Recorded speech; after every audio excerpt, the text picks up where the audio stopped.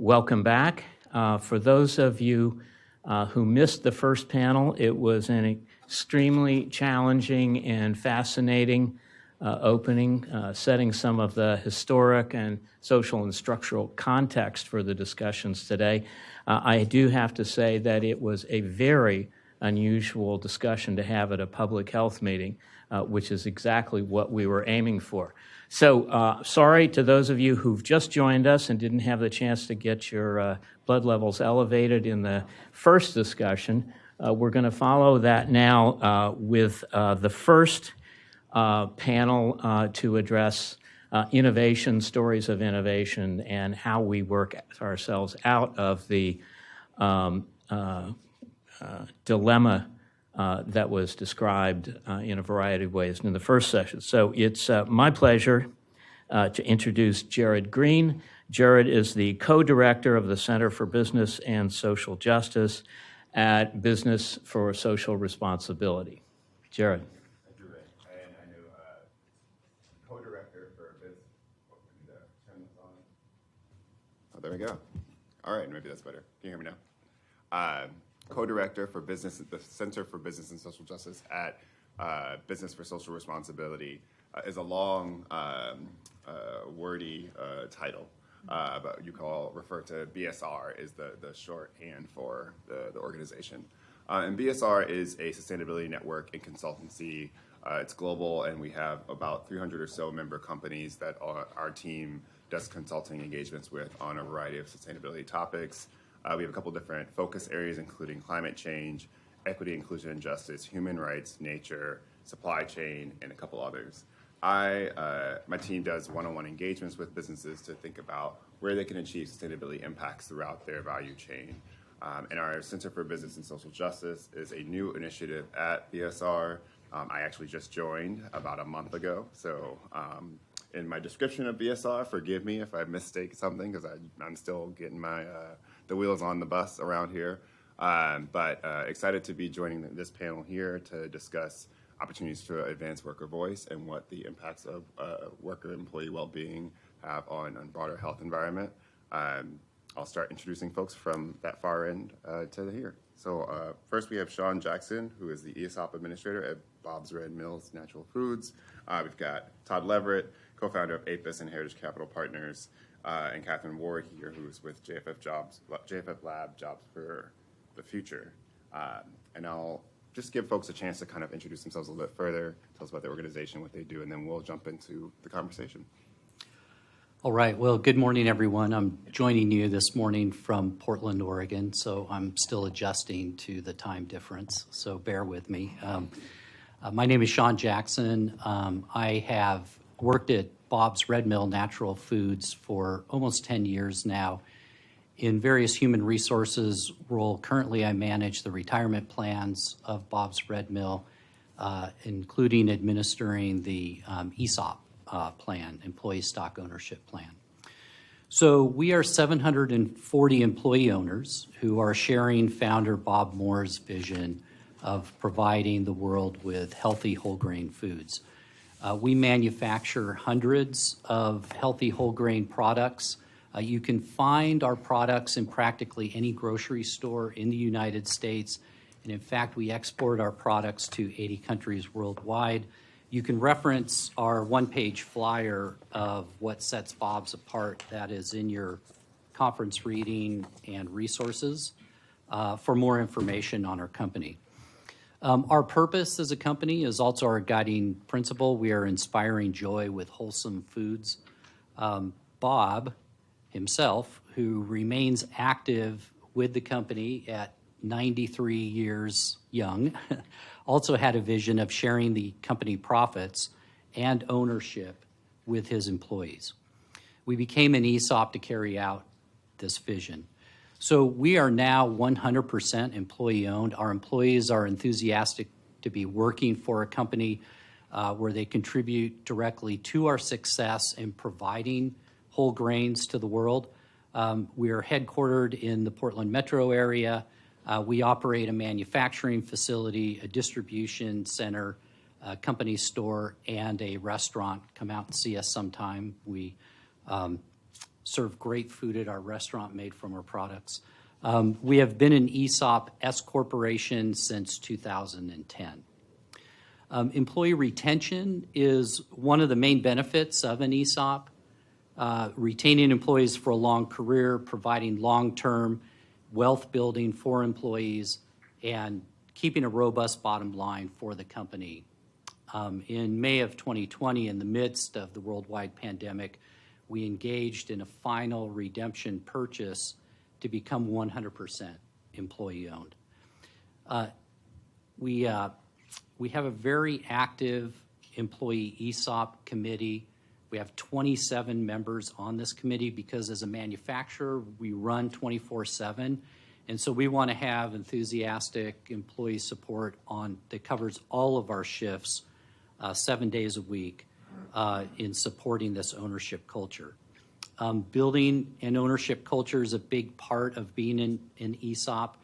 We have to educate employees through employee committee members about what it means to be a company owner, because an ESOP is intrinsically a retirement plan, and so we have to kind of bridge that knowledge gap.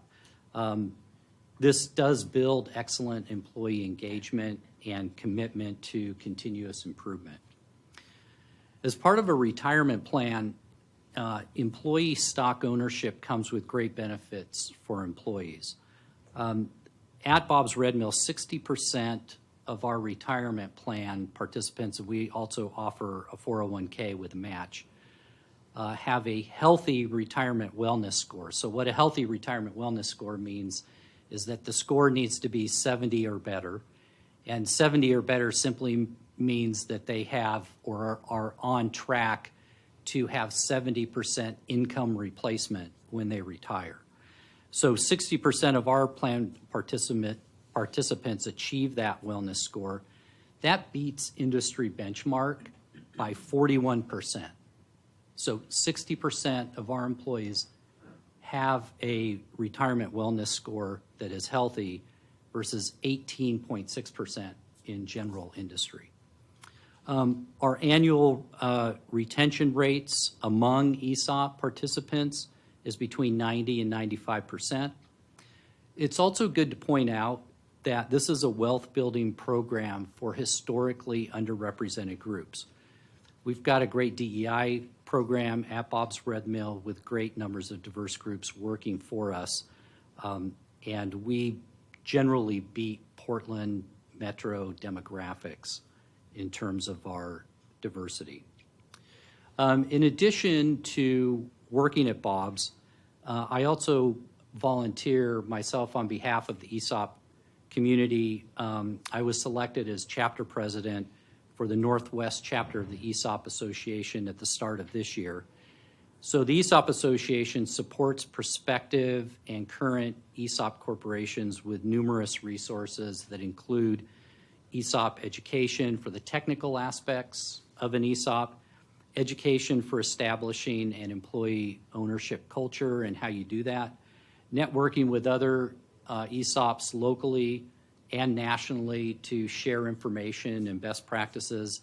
And then finally, a big part of the ESOP Association is advocacy on behalf of ESOP companies through congressional lobbying efforts and educating the members of Congress about the benefits of ESOPs. Sean, before we go to Todd, we heard you say ESOP. We heard you talk about the retirement plan. Yes. And we heard you talk a little bit about Bob's Red Mill being 100% employee owned. Can you just define ESOP for the audience so we have just a baseline of what is it in its basic sense? Sure.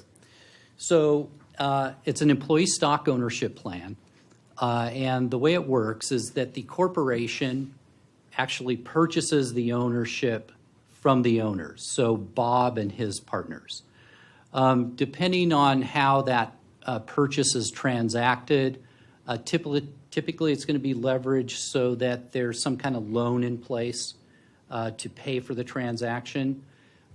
Those shares of stock are then held in suspense, and then those, as the company pays off the loan year over year, a percentage of shares are released from the suspense account and actually gifted to employee accounts. The ESOP accounts are an ERISA qualified retirement plan. So the stock that's in an employee account is in there on a tax-deferred basis. So the employees don't have to actually pay capital gains on the increased value of the stock.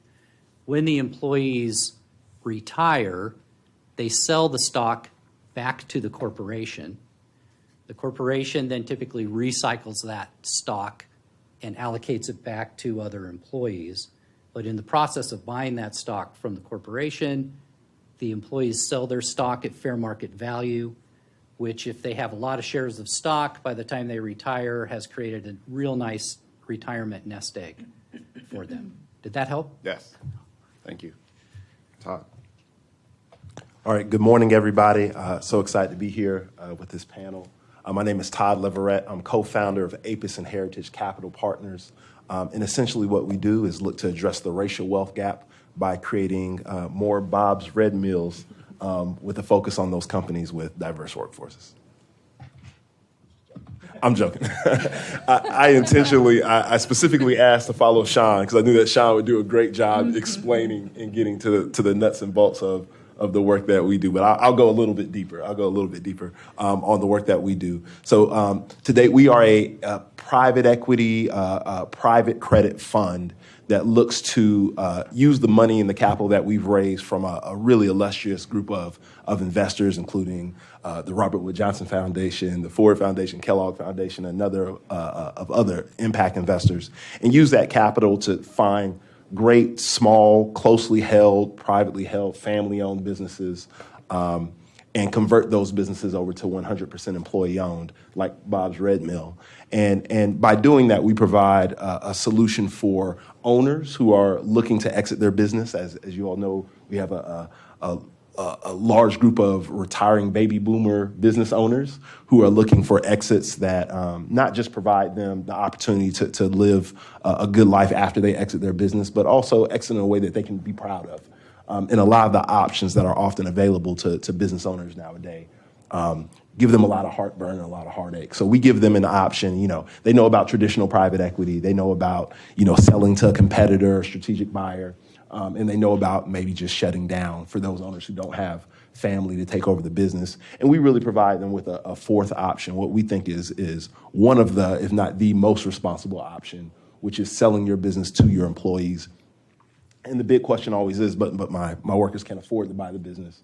And that's where we come in with our, what some consider a novel financing technique, but it's actually been around for, ESOPs have been around for over 50 years.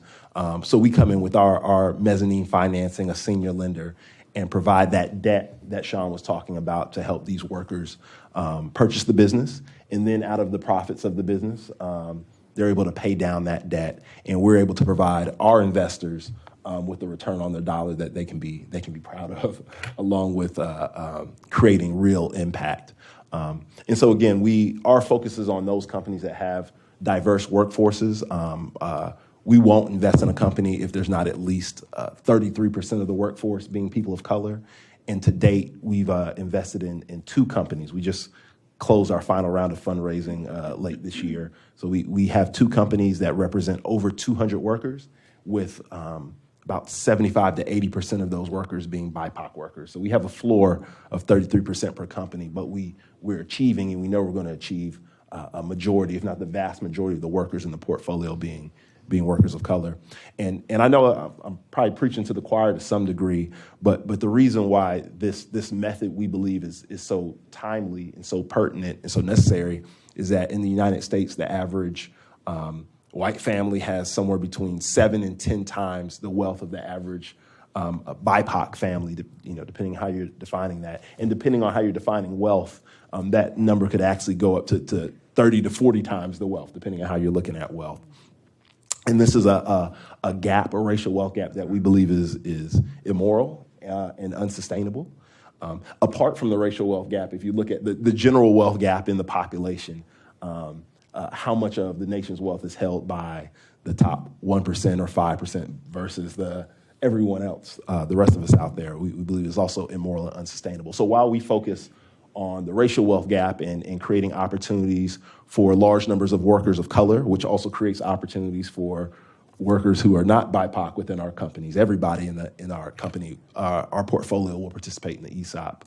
While we focus on those specific groups, we think this is a solution to the wealth issues that plague our nation today. So I want a little anecdote that's not from our portfolio. We're just getting started with our companies. None of the workers in our firms have been owners for more than 6 months as of this point. But there's a company that one of our advisors has worked for a number of years called Web Industries.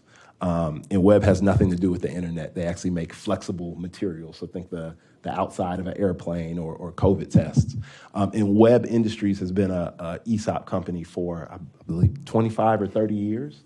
And there's a gentleman at Web Industries who's been a forklift driver at Web and has been at Web for between 20 and 25 years. And has, throughout his career, I don't think he's ever made more than $50,000 or $55,000 a year, but has been a part of this ESOP for over 20 years. And to date, this gentleman has over $1 million in his ESOP account. So he's a millionaire forklift driver. And when he retires, when he exits Web Industries, he can essentially, kind of like a put option, put his shares back to the company, and the company will pay him out his retirement, the value of his shares over a period of time. And that's because he's been at the company for a long time. He's earned a significant amount of shares, but also Web has grown significantly over the past 30 years. So we wrote an article very early on when we were presenting this model about the imbalance between the risk and reward of being a worker. So I think COVID made it very clear that working people take a lot of the risk of a business. They spend a lot of time, energy, and effort pouring themselves in their career to make businesses run and work. And when things go bad, they bear a lot of that risk, on themselves and their families. But when you think about the flip side, which is when business is doing great, when business is going through the roof, how much of that reward of business success is shared with the workers? And as we say in that article and say today, we think it's not equal to the risk that they share in the business. So I'll stop right there. There's a lot we can say, but really excited first to be following Sean, because you did a great job explaining it, but to also to talk more and answer any questions. Thank you, Todd. All right. Hi, everybody. My name is Kat Ward. I'm a vice president at JFF, Jobs for the Future, and we are a national nonprofit organization that is focused on driving equitable economic advancement here in the United States. So we do that in a number of different ways. First and foremost, at the center of this, and I know we'll get into this in the dialogue today, we're really focused on quality jobs and how to align our education and workforce systems to help people get into quality jobs. And we'll talk a little bit about what is a quality job, what makes up a quality job, and what is the relationship of a quality job to health outcomes today in our dialogue. But just in a broad frame, that's really what drives the work that we do at JFF. We're doing that across the nation. We're touching down in all 50 states in some way, shape, or form. We're trying to influence federal policy at the state level. We work with education institutions, higher education, post-secondary, both traditional and sort of new emerging models, as well as in the workforce system. So we're looking at how to innovate in that system and how to drive real change. My work specifically focuses on the private sector and what employers can be doing to leverage their incredible influence and power to create better outcomes from an economic mobility standpoint for their workers. And I have a specific focus on frontline and early career talent. So really looking forward to digging into that with you all today. And again, we'll really be talking about some of the innovations that we're seeing in the space around how job quality is coming into this conversation, how worker voice is coming into this conversation. We'll look at models that are alternative to unionization. I know we spoke a little bit about unions in the earlier panel, and what we've been trying to do is broaden the conversation for those companies that are not yet ready for unionization or that are unwilling to go in that direction. How do you start to look at alternative models that give agency, power, and voice to your employee base, and therefore include improving outcomes specifically from an economic mobility standpoint, but also from a health outcome standpoint. So I know we'll dig into that a little bit more as the conversation digs in, but that's a bit about me and my organization. I'm so pleased to be here with you all. Really fun conversation and important work. Well, thank you all, and we're going to pick up right where you left us off. So the title of this event is the Roundtable on Population Health Improvement, and folks, you learned a lot about sort of the role of ESOPs and the strategies that folks are deploying with their constituencies around worker voice and one element or one tool to do that. I want to broaden us out a little bit and see if you have anything you want to add on to your opening remarks, and just ask the question: what's the relationship of health to job quality? Why is this discussion happening in this forum? So I think a good place to start, if I may, is just to even define a bit about job quality and what are the different components that create a good job or a quality job. And I think what's been really exciting for those of us who work in this space is how much energy there has been around good jobs, even just in the last few years, I would say really spurred in many ways by COVID and a lot of concern about what a good job is, what a bad job is, who holds these jobs, the disparities there. So if we look at good job components, and I pulled this from the Department of Labor, but a lot of people have a perspective on this. JFF has a perspective on this. It breaks down into sort of 8 broad categories. First is recruitment and hiring, and really making sure that that there is a broad net thrown for how people are recruited, hired into jobs, and that we have equitable processes that support the hiring process. Next is we think about benefits or total rewards and making sure that we're going beyond just pay as a form of compensation to think about the other types of compensation that matter, whether that's healthcare, transportation, and things of that nature. It's about your diversity, equity, inclusion, and belonging plan as an organization, and ensuring that worker voice and worker respect, agency, and power is part of that, deeply felt within the organization, particularly driven by leadership, but is throughout the organization. It's about empowerment and representation, making sure that workers have the option to unionize, would not be penalized for that, but then more broadly, that other efforts are being made around worker agency.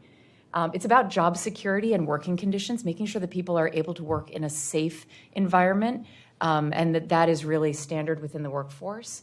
Organizational culture, and ensuring that you have a culture that includes safety and psychological safety in addition to other forms of safety, but also really doubles down on that DEI commitment. Pay and basic compensation. I know for those of you who were here in the earlier talk today, we talked a ton about pay as a form of compensation, the disparities that exist there, and the requirement that people are able to make a living wage. And then finally, skills and career advancement, mobility, increasingly important and valued among workers, really important that people are able to maintain their skills for their job that they have today, but also emerging opportunities, and that frankly, if anybody experiences a layoff, that they're able to stay competitive in a job market once they've left their employer. So those are sort of as the Department of Labor defines it, the 8 characteristics of a quality job. So I'll open it up, but how does that play into health outcomes? I'll let some of my other colleagues up here answer into that.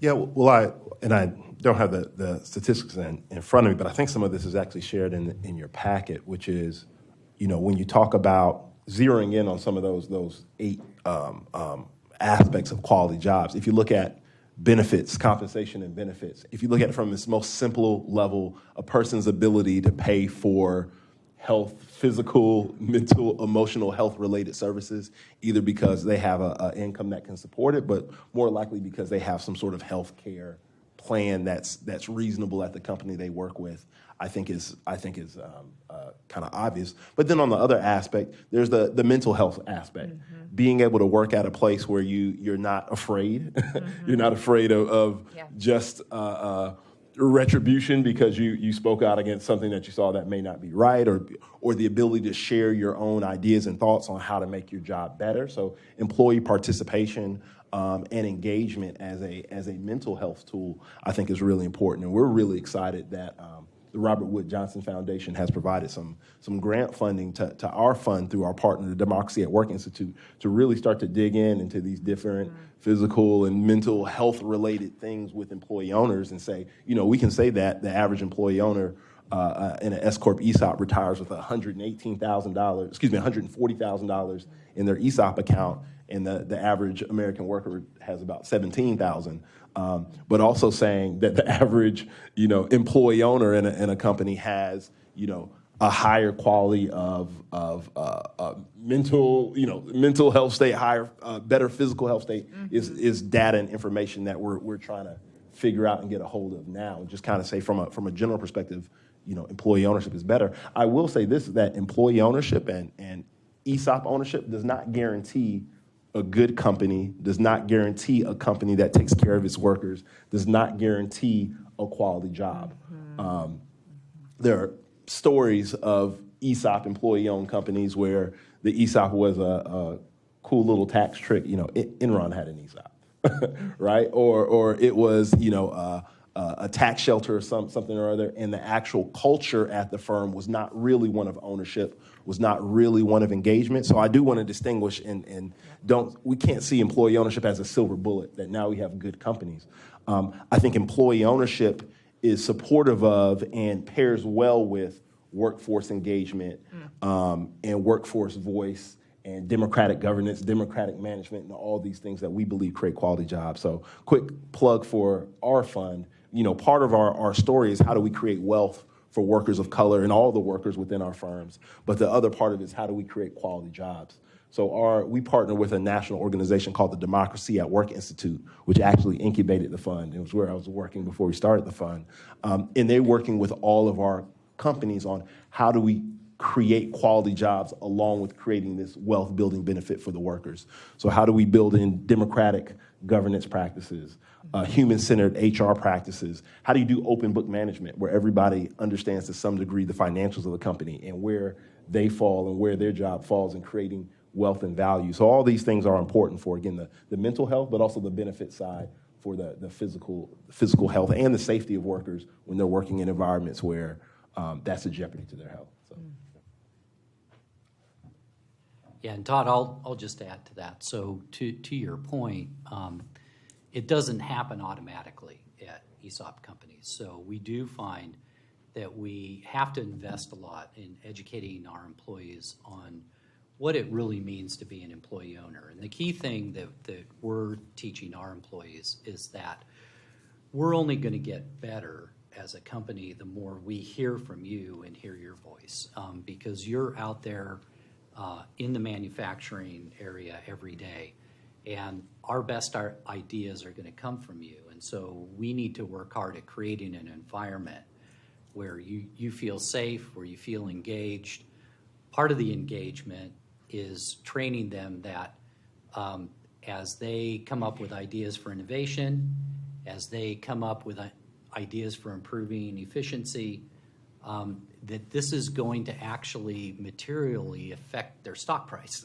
And when we do that annual allocation and we hand them out their certificates, their stock certificates on an annual basis, there's a lot of excitement generated around what is the stock price this year. And so they are definitely invested in the business. One of the things that we really promote is a concept of psychological safety at Bob's.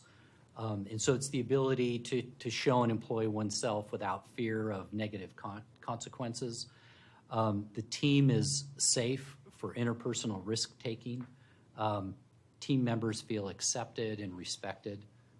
So that's something that we really encourage at Bob's, and we want to hear that voice because we know that that's the way that we're going to get better as a company. One of the recent things we did, and this was kind of a recent aha moment for us, is here we are making these healthy food products, cake mixes, gluten-free mixes and products. And we were recognizing for years and years that we were just doing a very standard new employee orientation process where they sit in the classroom all day and we show them videos or facilitate lectures and those types of things. And we said, wait a second, we're a food manufacturer that's pretty popular in the country. People like our products. Here's what we're going to do with our employees on day one. we're going to have them spend a couple hours in our test kitchen, helping our test kitchen people bake a new cake mix product that we're testing out. Because that's a fun thing to do on your first day of employment and really get you engaged in the business. Another thing we have is we have a whole grain store and restaurant. And so another way that we're incorporating kind of a new employee orientation is to get them to that restaurant and spend time at the restaurant helping sell our products, helping make our products, and getting engaged that way. So those are just some of the examples that we try to focus on for this quality of work piece. I'm hearing a thread here between all your remarks that quality jobs is going to be important for the workers of certain companies, and I'm thinking about the broader topic of this conversation for the roundtable around population health and those who might be practitioners in the health space and maybe thinking of it more from a quality of life sort of entry point and just sort of actual basic human health piece.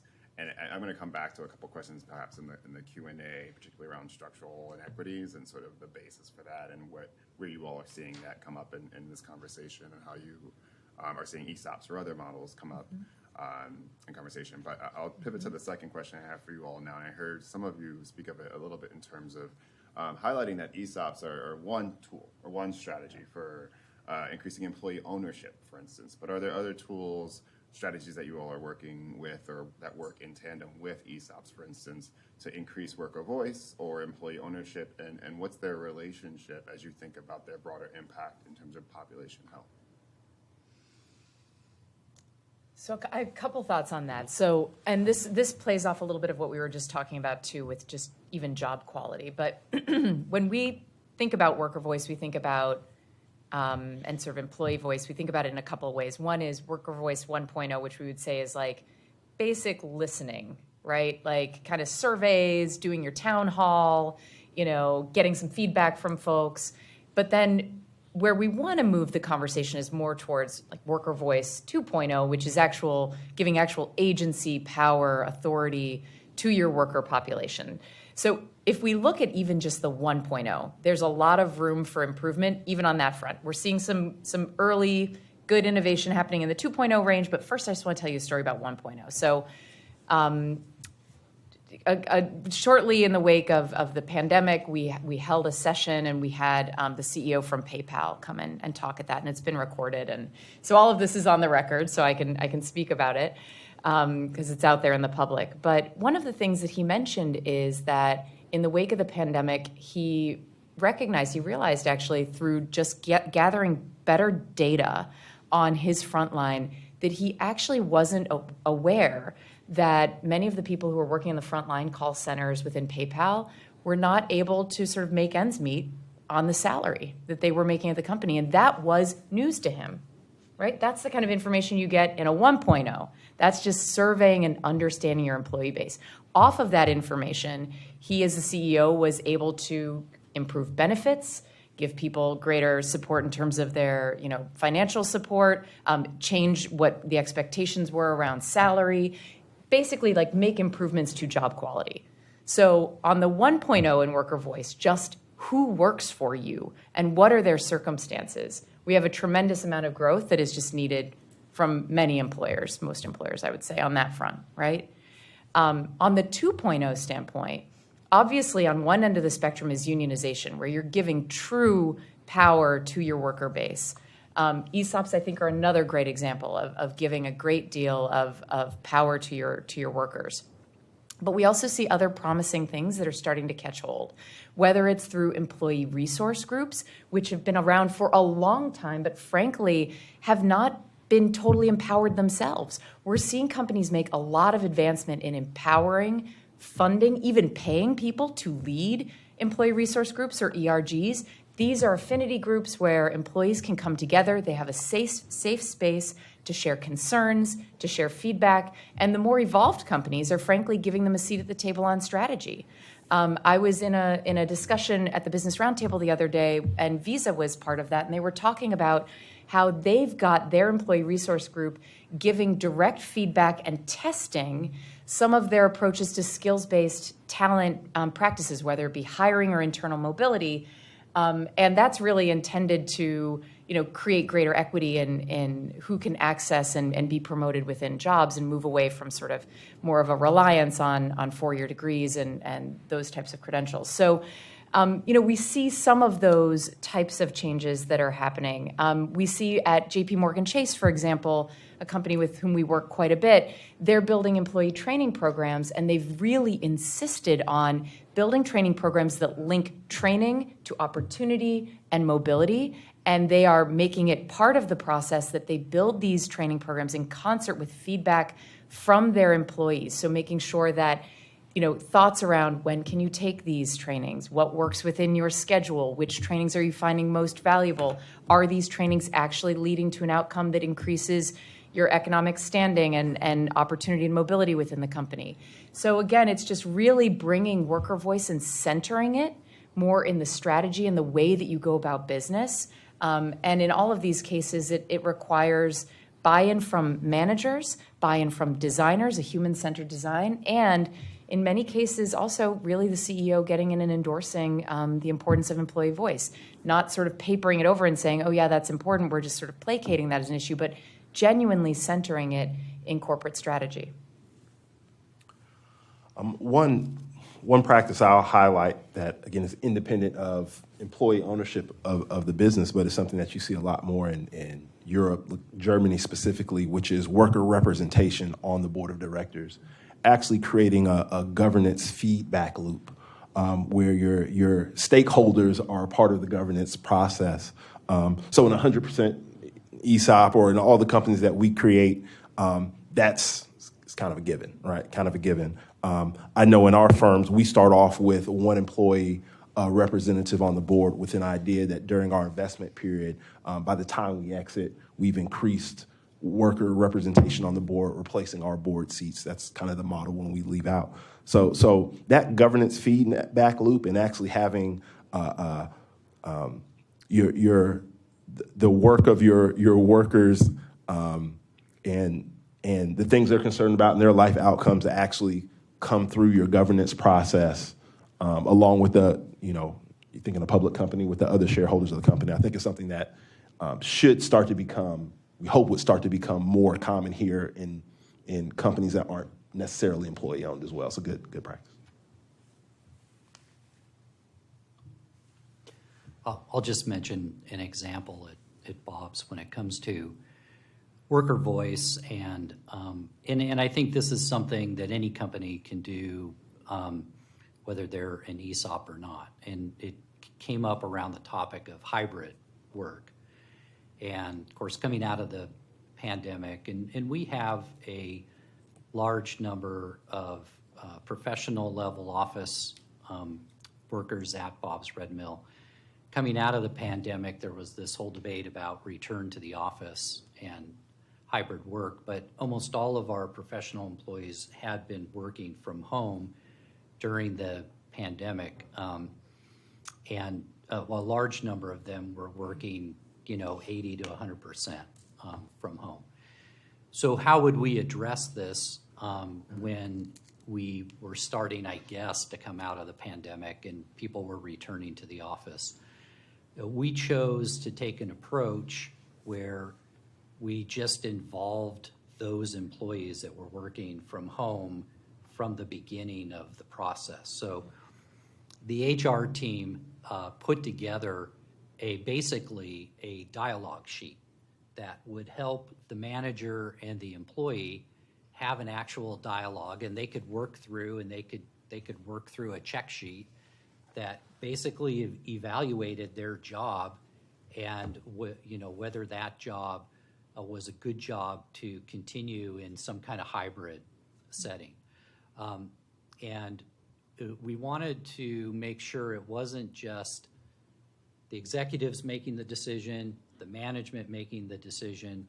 We wanted our employees to be part of that decision, but we also wanted our employees to be part of an active dialogue to think through all of these aspects of their job to say, is it really good for me as an employee to continue to work from home? What we did discover, though, is working through that process is for those positions, we're at 90% hybrid work. And so we're just embracing hybrid work.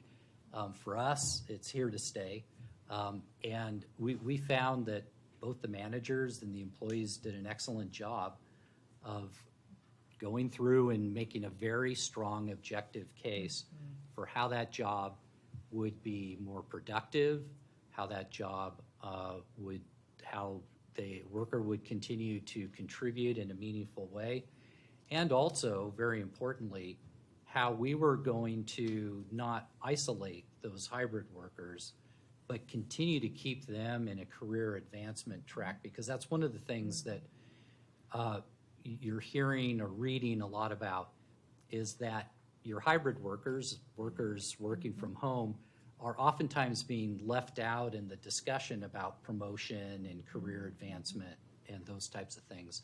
And we're very purposeful about leaving them in that discussion. So There's a lot that you did that was really great and stand out in that process. So you objectified the process. You made it an objective process with tools supported by the HR function. You engaged your frontline managers who oftentimes, even if their heart might be in the right place, they may not be incentivized necessarily. They face a lot of pressure. They may not be incentivized necessarily to sort of always work with the people who they manage in that way. So you trained them, you prepared them, you gave them tools, and you really engaged the workforce in that way. So I think there's a lot there. How did you make sure there was no feeling that there might be retaliation if people shared something from the front line that they were concerned might not be received well? How do you handle that? Well, I think that's a little bit of a hard question to answer from an ESOP company perspective.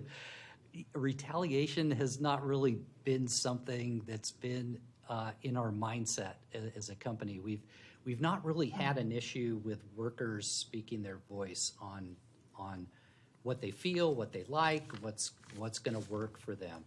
I think the biggest thing was to ensure that it was a good process and a fair process is we basically proposed this plan to the executive leadership team. They bought off on it, and we had a process where this dialogue was measured, and it was evaluated by the HR team who were objective through the process. And that way, I think workers felt emboldened, or they felt safe to kind of share how the remote work really works for them, because they knew that the process was going to be ultimately reviewed by HR in terms of a detail level, and then recommendation levels would go from HR to the executive leadership team. And I want to add something. A lot of folks from the traditional business world may, when they kind of hear about some of these things in the structure of employee ownership, may be concerned about, is this efficient from a business standpoint? What are you sacrificing from a profitability or a business standpoint? And the research that's out there shows that you're not, when you do it the right way, you're not sacrificing anything. You're actually making the company better. So the research shows that employee-owned companies that also have a culture of employee ownership and employee engagement, that they grow faster, they have better margins. In economic downturns, they're more likely to survive, less likely to lay off workers, and in economic upcycles, they do better. And there's not a huge, but a decent body of research that supports that. And when I was in law school, we talked about, what is that? What is that about? And I think it's about a lot of things, like the folks who are actually working in the company on the front line have an understanding of what could make things better and what's making things worse. But one of the core items that I often identify is when I was in law school, we talked about agency costs. And agency costs are costs that are associated with misalignment of interests between your shareholders and your governance and your management and your frontline workers. So everybody has different objectives, everybody has different goals, and there's costs associated with monitoring. You got to monitor to make sure that, you know, everybody is moving in the direction that the shareholders want them to move. And in a well-run, employee-owned company, and again, it doesn't have to be employee-owned, in a well-run company where workers see the connection and management sees the connection and the governance sees the connection between business success and their own personal success, a lot of those agency costs get reduced or go away because everybody's rowing the boat in the same direction. So I don't want folks to think this is you know, just a pure altruistic sort of thing. It's good for Bob's Red Mill to do this as a business, and we see employee ownership as part of our investment thesis and business case, as well as our impact case and our impact thesis. Yeah, and to your point, Todd, I mean, we're not perfect, and we've had arguments, we've had employee complaints that HR's had to investigate. We've had complaints filed against the company, but every time that happens, we get back to a fundamental point that you raised, and that is, where did we miss the opportunity to be more efficient and give voice to that worker? Because dealing now with the complaint, dealing now with the investigation is a very inefficient way to run a business. And so as part of continuous improvement, and to the question, it is a lot more efficient to give the workers the voice and let them be a part of the process. I want to be mindful of time and consolidate two of my questions before we turn to audience Q&A. I want to ask about barriers and opportunities to advance this work generally, whether it be ESOPs or other forms of advancing worker voice or employee ownership in communities.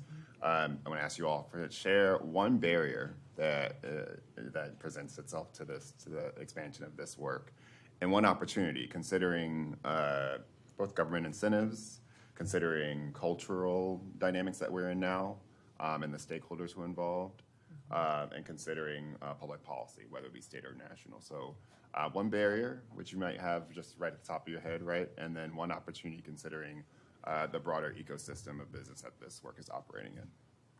Why don't I start with Todd, since Kat's writing. Okay. And I'll try to be brief. So the barrier, the biggest barrier I think is capital. When you talk to owners of businesses, baby boomer or otherwise, who are looking to exit, they love this concept and they love this idea of being able to keep their legacy alive. So our actual fund that we invest out is called Legacy Fund 1. And it speaks to you've built something, you've helped provide livelihoods for people, you've created something that's important in your community. We can help keep that going through employee ownership, because employee owners aren't going to ship their own job, fire themselves and ship their jobs overseas. They're going to find a way to make it work where they are, right? So owners love it. Employees, when you can do the education piece and get them around this artificial separation between what an owner is and what a worker is, and say that you can be both at the same time, and these things can move in conjunction. Communities, government officials, community, they love the concept of locking jobs, locking companies in place through employee ownership. And the gap that was there, which is what we identified, along with others in the field who are doing this great work, is that you need the capital. These are M&A transactions, private equity transactions, so everybody can love to do it. But if the capital's not there, that can provide an owner an exit that's competitive with what they would get from private equity, competitive from what they would get from a strategic buyer. If you can't move it like the other players move it, you're always going to it's never going to scale. So our whole goal is to make selling to your employees as easy as it is to sell to private equity or sell to strategic or sell to anybody else in the market. So that's the barrier is the capital. I'll be quick. The opportunity, which, sometimes the flip side of the opportunity is a risk. And I'll go back to the whole silver tsunami. Over the next 15 years, 20 years, $10 trillion in commercial assets and business assets are going to need to change hands. And the percentage of businesses that are passed from generation to the next generation to kids or relatives has gone down significantly. 20, 30 years ago, 30% of businesses passed hands to the kids of the owners. Now that number is about 10. And we always joke and say, you created a business so you could give your kids all the opportunities in the world, and that's exactly what they did. They went out and found some other opportunities, and now they don't want your your painting business or your roofing business, mom and dad. So we're giving those those owners, those founders, and those workers an opportunity through the capital. And that's the opportunity, $10 trillion, really an opportunity to really address this racial wealth gap and this wealth gap in a really real and dynamic way. But we've got to do it soon. We've got to do it soon. The large traditional investment firms, private equity are, as we know, they're consolidating a lot of the economy. Wealth is going to the hands of smaller and smaller number of people, and this provides us the opportunity to create more equitable wealth distribution in this country. So that's the opportunity. I'll talk about regulation as a challenge really quickly, but before I get to that, I'll just mention one thing. Todd has mentioned this silver tsunami a couple of times. In your conference materials, be sure to see the ESOP Association Project Equity flyer in your conference reading and resources that kind of encapsulates that silver tsunami and the challenge with that in the years to come. Regulation is another barrier. ESOPs are retirement plans. They're regulated by ERISA and the DOL, Department of Labor. The Department of Labor has at times made it difficult for ESOP companies. Like any good concept in our country, you're always going to have a few bad actors. There have been some ESOPs that have been formed that weren't formed for the right reasons. To some at the DOL, those tend to stand out in their mind. And so what we need to do with ESOPs is continue to ensure their viability. One of the ways that the DOL regulates is through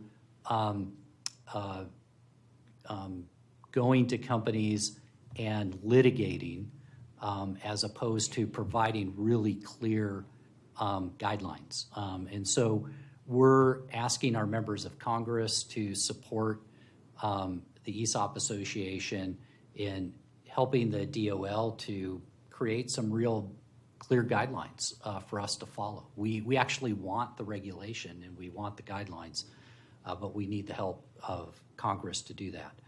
There's some materials in your conference materials that talk about some of the congressional challenges. The one thing I will say, though, that's a positive with that is ESOPs enjoy very broad bipartisan support.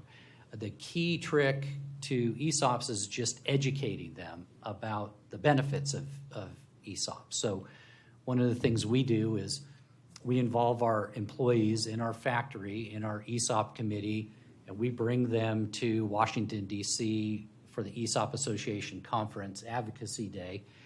And we have our actual factory workers go to our congressional delegation, congresspeople's offices, and talk about the benefits of ESOPs, which is a really powerful way to do that. So once we educate the members of Congress, they are generally very supportive of this.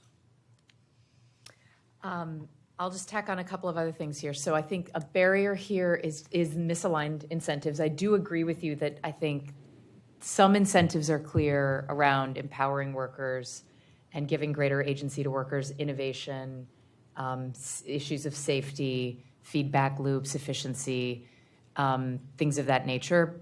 But I do think, particularly for large publicly traded companies, there's the short-termism mindset of making sure that your quarterly returns are looking good.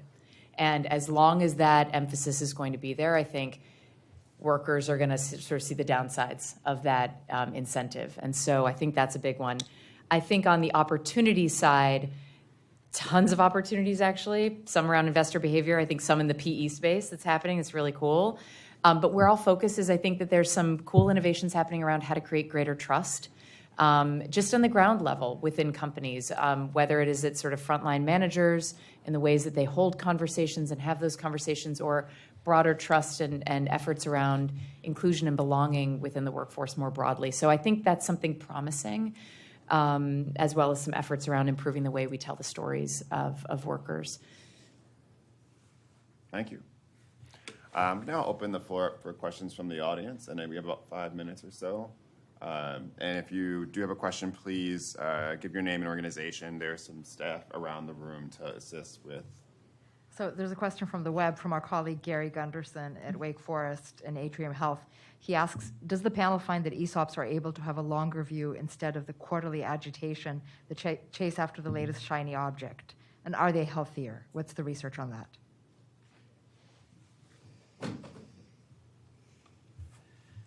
So Todd mentioned this earlier. ESOPs were formed in the early 80s, I believe. So they've been around, or actually early 70s. Early 70s. So they've been around quite a while. I think they do show staying power. I think I don't think it's the latest fad. There's ESOP companies that have been that are celebrating their silver anniversary as an ESOP company. So they started right when ESOPs themselves began, and it's been a successful model. It's a challenging model. Todd mentioned some of the costs involved.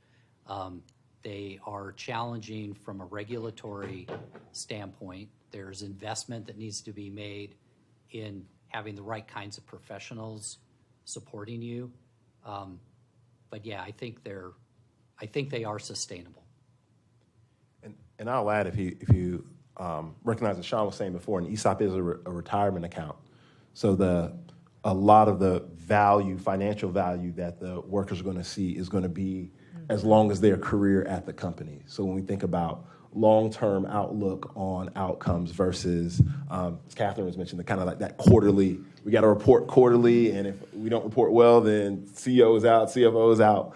And folks looking on that 10, 20, 30-year horizon, I think does create that healthier mindset around how are we making investments into the company now so that it can be sustainable into the future. Hi, Anna Diaz-Rue, Drexel University. So I have two questions. One is, following up on the previous question, has there been any long-term evaluation of ESOPs in terms of worker benefits? Because I can imagine there are significant risks involved too. I mean, stocks could lose value, right? And that could hurt workers. So have there been any long-term evaluations of the benefits to workers? And my second question is about, the characteristics of quality jobs that you described are, there's so much research. I was thinking so much public health research showing that these things are linked to health, very well documented work. Yet what can we do to really move the needle in that direction? The pandemic has highlighted many of these things, paid sick leave, critical one, but have we really seen any movement? And if not, what do we need to do to really create that kind of movement? I'll just mention, sorry, I forgot to mention this in the earlier question, but there has been a study released by Rutgers. And so I think if you Google Rutgers and ESOP study, Todd may know the actual name of that study, but they did quite a few years of research in that study. And they found, I don't have the statistics in front of me, but they found generally that ESOPs do keep jobs in the community longer. ESOP companies were far less likely to lay off workers during economic downturns. And they looked particularly at the economic downturn, I believe, of the late 2000s due to the financial mortgage lending crisis. And they found that by and large, ESOP companies were far less likely to lay off workers. And I think in that study, again, they've also shown that jobs stay in the community; they don't tend to go away. Once a company becomes 100% employee-owned, it tends to stay local. So that specific study, it was in conjunction, it was the Rutgers School for Management and Labor Relations and the Kellogg Foundation, one of our investors as well. And I don't remember the exact title, but the focus was employee ownership on the impacts on low and moderate income workers. There's also another study that I actually have pulled up down here because I want to say some of the stats from the National Center of Employee Ownership. Note, I'm on the board of National Center of Employee Ownership, but it's called Employee Ownership and Employee Well-Being. but the title is focused around employee well-being. They looked at workers specifically between the age of 28 to 34, and just briefly, respondents overall, when compared to their non-employee-owned peers, 92% higher median household net worth, 22% higher median income from wages, 11% longer median job tenure, and 3.6 times more likely to receive tuition benefits from the employer. When you look at kind of the stat that APIS and Heritage that we think about the most, with workers of color, 79% higher median household net worth than their peers in non-employee-owned companies, 30% higher median income from wages, 36% longer job tenure, and also significantly more likely to receive tuition benefits. And the study actually goes through like all of these quality job data points. So likelihood to have health care provided at your employer, significantly higher for employee owners. Likelihood of having a diversified retirement account like a 401k, significantly higher for employee owners. So when we talk about having all your money tied up in the stock of one company, diversification is important for a healthy retirement. Employee owners are more likely to have a diversified option at their company than non-employee owners. So at all of our companies, if the workers don't have a 401k option, we give them a 401k option. We're never defunding a 401k to finance or fund the ESOP because, again, it's not diversified. We see this as giving workers access to capital that they would have never had access to. This would have been in the pockets of an owner or a family, and you still need to practice good kind of financial management through your retirement accounts. Yeah, 93% of all ESOPs offer 401k plans. I see one more question. I think we may be at time after that question. Thank you. Jonathan Hollifield, Bitwise Industries. I'm interested in talent, attraction, recruitment, retention. Do you have to attract, recruit, and retain a different kind of employee, more active in management and governance and not just the four corners of their job? How does that work? Because it seems like there's some responsibility on the employee as well.